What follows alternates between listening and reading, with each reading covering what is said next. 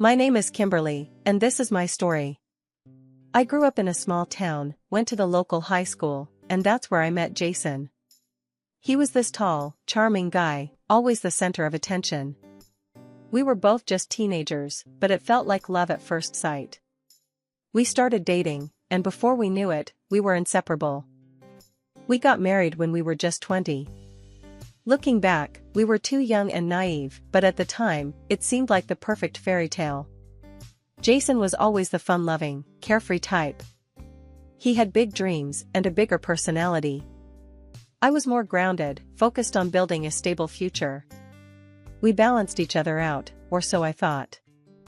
Not long after we got married, I found out I was pregnant with our daughter, Lily. It was a surprise, but a welcome one. Jason was over the moon, and for a while, it felt like we were on top of the world.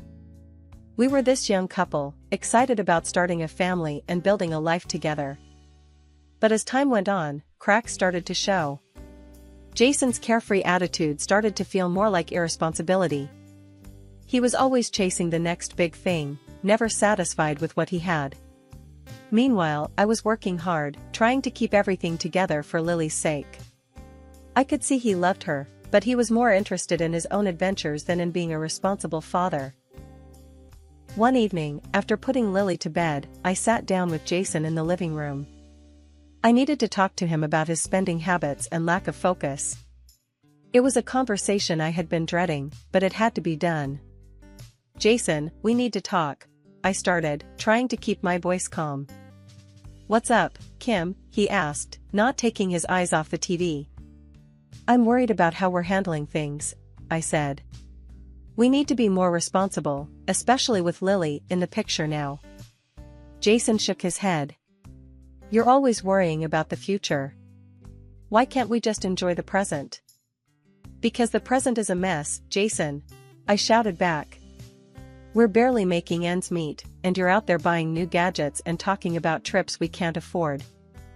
A few weeks later, after another argument about his latest impulse buy, I made the decision to end our marriage. It wasn't easy, but I knew it was the right thing for Lily and me. I wanted her to have a stable, predictable life, not one filled with uncertainty and broken promises. The next few weeks were tough. Jason moved out, and I started the process of filing for divorce. He wasn't happy about it, but he eventually agreed to joint custody and to pay child support.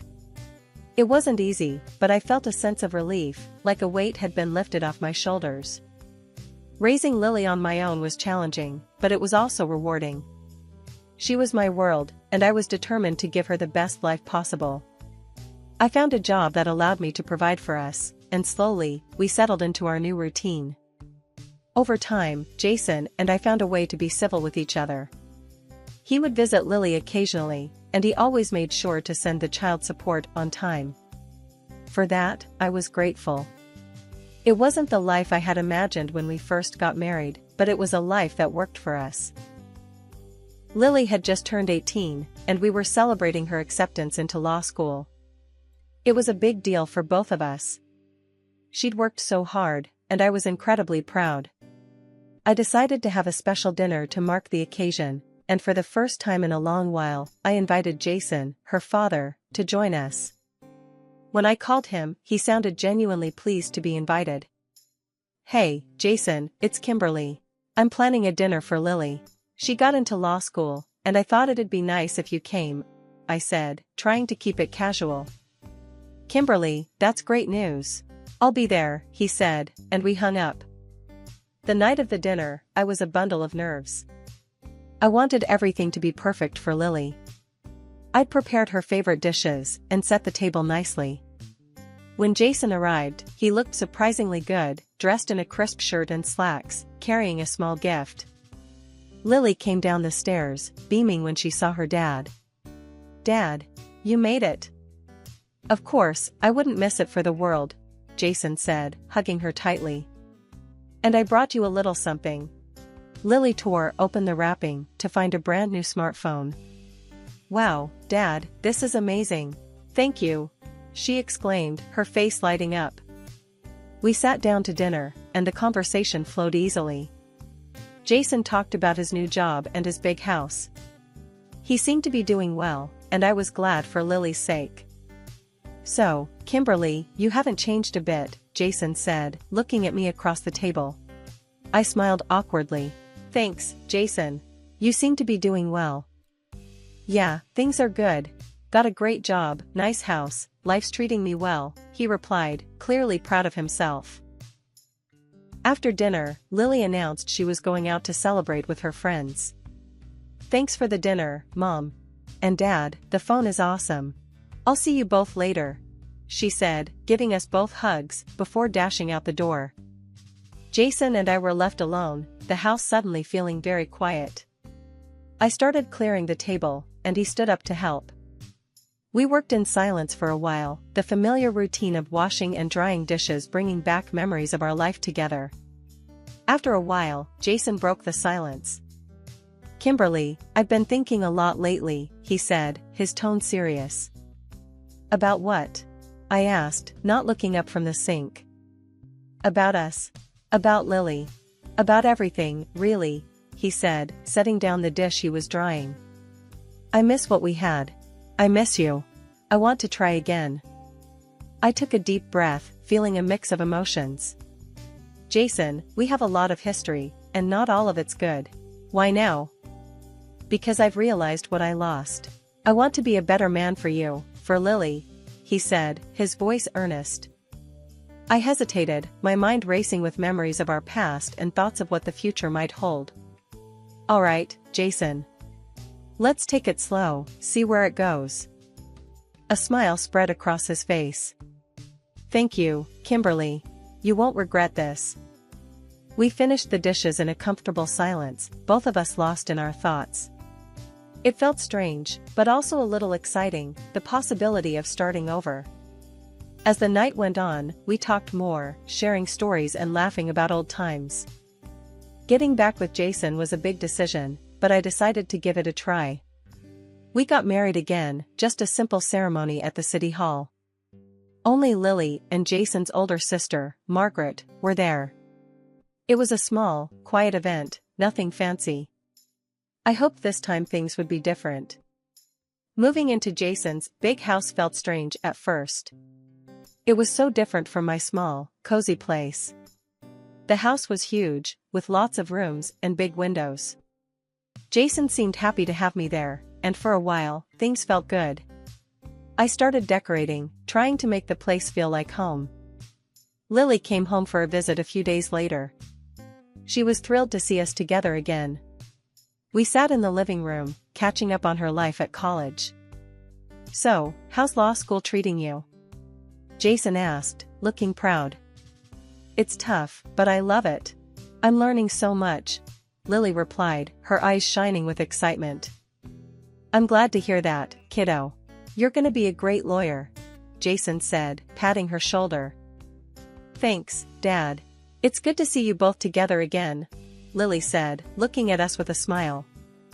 After Lily left, Jason and I sat on the couch, talking about our plans. We talked about traveling, maybe taking a trip to the mountains. It felt good to plan things together again. But as time went on, I noticed Jason wasn't putting money into our joint account. I asked him about it one night while we were having dinner. "Jason, I've noticed you haven't been putting money into our account. What's going on?" I asked, trying to keep my tone calm. He looked up from his plate, looking a bit annoyed. "I've had some money problems, Kimberly. I'm working on it." "Money problems? You didn't mention anything about that before.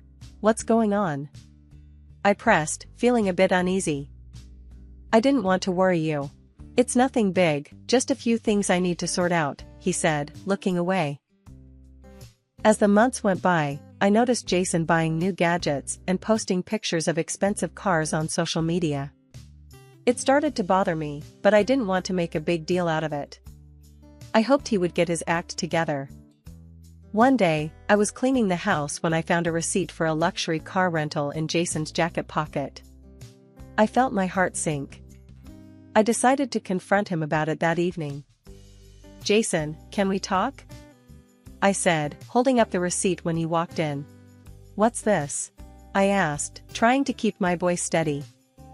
He looked at the receipt and then back at me. It's just a rental, Kimberly. No big deal. No big deal?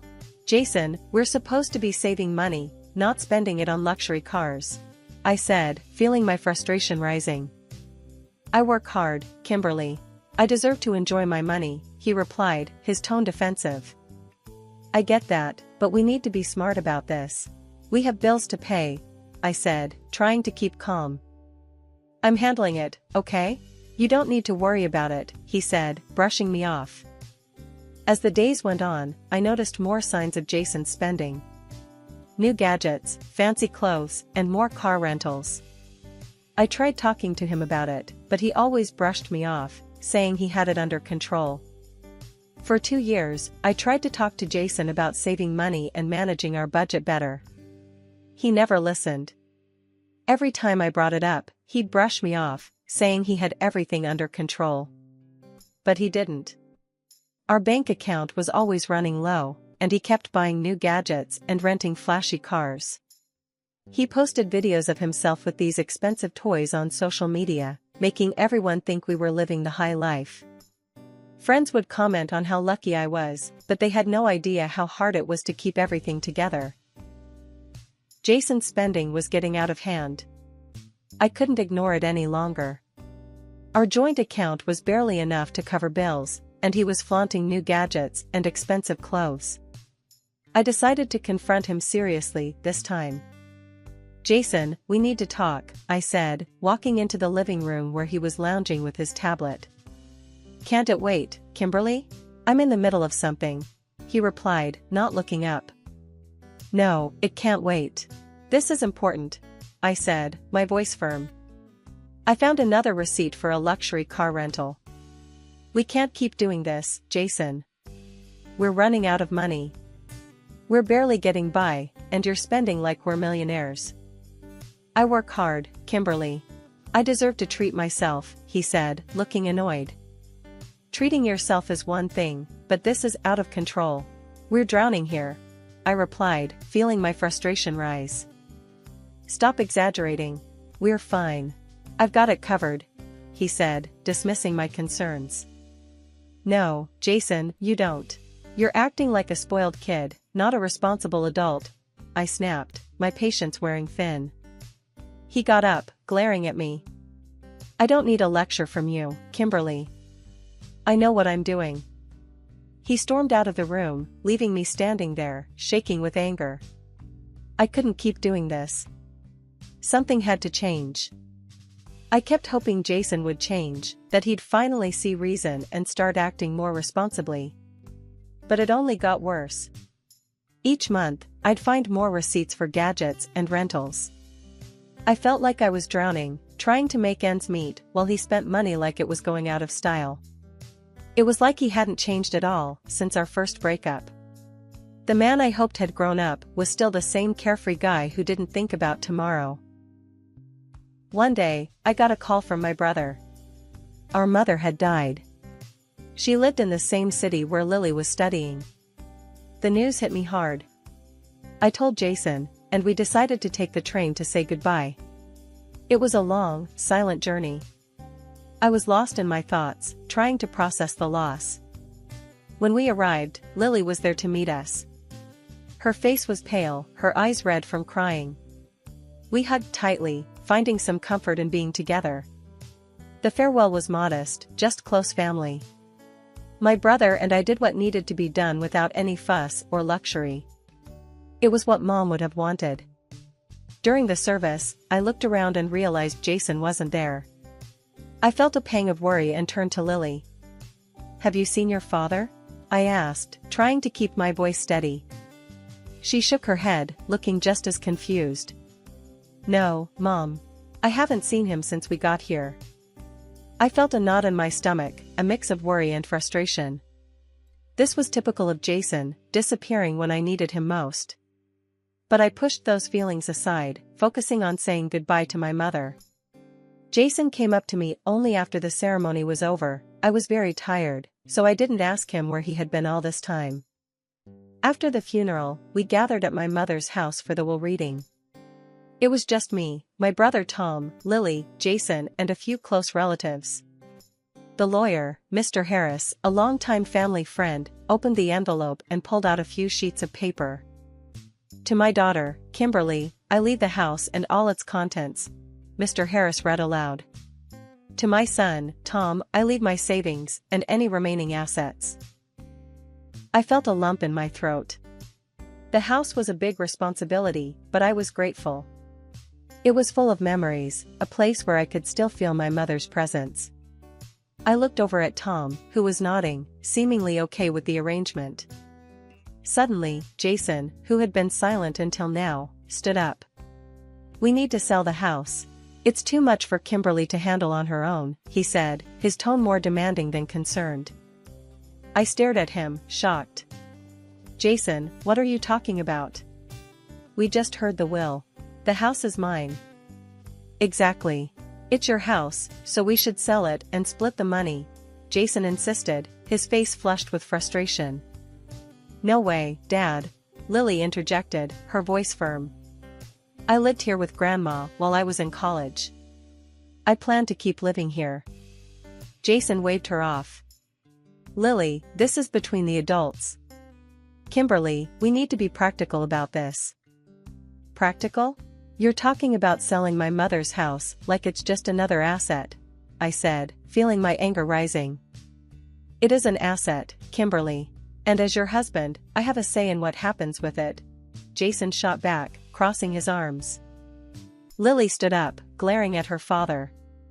Dad, I'm studying law, remember? Inherited property isn't shared between spouses. You don't get a say in this. Jason's face turned red with anger. Don't talk to me like that, young lady. This is a family decision, and I'm part of this family. Then he turned to me. If you don't sell the house, I'll divorce you. The room fell silent. All eyes were on us. I could see the shock and confusion on my relatives' faces. I took a step back, feeling a mix of anger and betrayal. Fine, Jason. We'll talk about it when we get home, I said, my voice cold and steady. We left early the next morning, taking the train back home. Jason was quiet the whole way, his anger simmering just below the surface. I pulled out my phone, scrolling through social media to distract myself. That's when I saw it, a video Jason had posted. In the video, he was standing in front of a lavish funeral setup, talking about how close he was to my mother and how much he was suffering. The comments were filled with sympathy, and the video had over 1 million views. I felt a wave of anger and disbelief. He wasn't at my mother's funeral because he was at another funeral across the cemetery, filming himself against the background of the coffin of a rich businessman. I couldn't believe how hypocritical and deceitful he was. Without looking up, I said, Jason, you're in for a surprise when we get home. He looked at me, a smug smile on his face. So, you've decided to sell? Good. We'll make a nice chunk of change. I'm thinking of getting a new car with the money. I just shook my head, sadly, not saying another word. The train ride felt endless, my mind racing with anger and disappointment. When we got back to Jason's house, there was a surprise waiting for him, his older sister, Margaret, sitting at the dining table. I had called her in advance and asked her to come over for this conversation. The moment Jason saw her, he froze, his confident demeanor vanished. Margaret, what are you doing here? Jason asked, his voice trembling a bit. Margaret looked at him sternly. I'm here because Kimberly called me. We need to have a serious talk, Jason. Sit down. Jason hesitated, then slowly walked over and sat down across from her, looking nervous. I could see the fear in his eyes. I took a deep breath, ready to lay everything out on the table. Margaret, I need to tell you what's been going on. I began, my voice steady. Jason has been spending excessively on gadgets and car rentals. He's been demanding that I sell my mother's house and even threatened me with divorce if I didn't agree. Margaret's eyes narrowed as she turned to Jason. Is this true, Jason? Jason looked down, not meeting her gaze. It's not as bad as she's making it sound, Margaret. Not as bad? I snapped. You've been wasting money left and right and trying to bully me into selling my mother's house. That's pretty bad, Jason. Margaret shook her head, disappointment etched on her face. Jason, you haven't grown up at all. You're still acting like a child. You've never achieved anything on your own. Jason looked up, a mix of anger and shame on his face. That's not fair, Margaret. I've tried my best. Your best? Margaret scoffed. The house you're living in isn't even yours. It's mine. I let you live here because I felt sorry for you. And now I find out you've been wasting money and bullying Kimberly? Jason's face turned pale. Margaret, I didn't mean for things to get out of hand. Out of hand? Margaret repeated, her voice cold. You've been living off my generosity and trying to push Kimberly around. And do you know what else? I've been paying Lily's child support, not you. You couldn't even be bothered to take care of your own daughter. You should be grateful to God for having a wife like Kimberly. You don't deserve her. I felt tears welling up in my eyes at Margaret's words. I turned to Jason, my voice trembling with emotion. Jason, the house should go to Lily. She's an adult now, and it's her legacy. Jason suddenly jumped up, his face red with anger. I don't give a damn about Lily. I want half the money from the sale of that house, or else I want a divorce. The room fell silent. I couldn't believe what I was hearing. I took a deep breath, trying to keep my composure. You don't care about your own daughter? Fine, Jason. I reached into my bag and pulled out the divorce papers I had prepared earlier. I handed them to him, my hands shaking. Here are the divorce papers. Sign them. Jason's hands trembled as he reluctantly signed the papers. You're making a big mistake, Kimberly. No, Jason. The mistake was thinking you'd ever change, I said, feeling a strange sense of relief wash over me. Jason finished signing and then bolted out of the house, slamming the door behind him.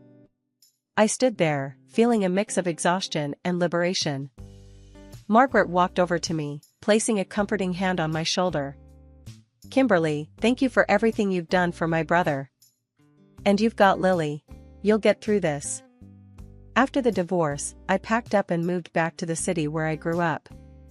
It felt good to be back in my mother's house, surrounded by familiar memories. The house needed some work, but it was home. It was a place where I could start fresh. Lily graduated from college not long after. She married a wonderful guy, and now she's expecting a baby. I'm excited to become a grandmother. Life was starting to feel settled and peaceful, something I hadn't felt in a long time. One afternoon, I was in the garden, pulling weeds, when my phone rang. I wiped my hands on my jeans and answered it, seeing Jason's name on the screen. Hello? I said, already feeling a knot in my stomach. Kimberly, it's Jason. I need to talk to you, he said, his voice sounding desperate. What do you want, Jason? I asked, trying to keep my voice steady. I'm in big trouble, Kimberly. I've got debts piling up, and I need your help, he blurted out. No, Jason. I'm not giving you any money, I said firmly. But Kimberly, I need you. We could try again, you know, make things right this time, he said, his voice almost begging. I couldn't believe what I was hearing. You want to get married again? Are you out of your mind? Come on, Kimberly. We had good times too.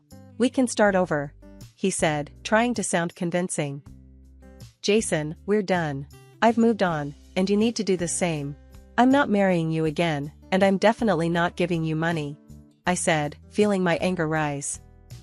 He sighed heavily on the other end of the line. I thought you'd understand. I thought you'd want to help me. I've helped you enough, Jason. It's time you stand on your own 2 feet, I replied, my voice cold. Fine, Kimberly. I see how it is, he said, his voice turning bitter. Goodbye, Jason, I said, and hung up the phone. I stood there for a moment, feeling a strange mix of relief and sadness. I had finally closed that chapter of my life for good. Jason's problems were no longer my problems, and I felt a weight lift off my shoulders. I went back to my gardening, feeling more at peace than I had in years. I was ready to focus on my future, on my daughter, and on the new grandchild that was on the way. I was done looking back. It was time to embrace the life ahead of me, with all its possibilities.